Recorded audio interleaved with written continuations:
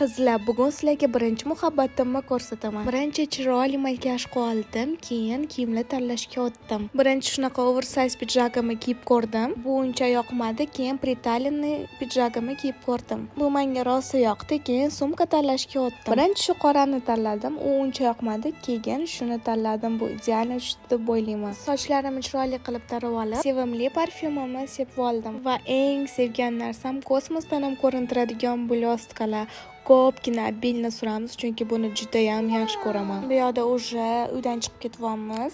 Если что, bu meni ukam. Kech qolib bo'lsa ham premyeraga bordim opalarimni. Juda ham zo'r o'tdi. Ko'pgina artistlar kelishdi. Keyin o'sha birinchi muhabbatim Shahriyor chiqdi qizlar.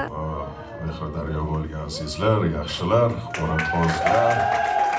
Ko'rganimdan rosa xursand bo'ldim. Afsuski Shahriyor sushistovac qilishimni ham bilmaydi. Qizig'i opalarim bilan videoga ham tushmabman, faqat rasmga tushibman. Uyga shunaqa ko'p gullar bilan qaytdik. Уже bayramga sovg'alar olishni boshladim. Bu yerda Golden Rose novinka pomadalari ekan. Shunaqa zo'r pomadalari, blesklari, qalamlari bor ekan. Men bu blesk qaranglar, shunaqa nerealni, shunaqa zo'r. Kecha istoriyaga qo'ysam, kommentariyada rosa so'rabsizlar. Keyin kech yana sovg'alar keldi. Ishoninglar, uyim gulga to'lib ketdi. Video ko'rganinglar uchun rahmat. 8-mart bilan hamma ayol qizlarni tabriklab ketmoqchiman. Sizlarni juda ham yaxshi ko'raman.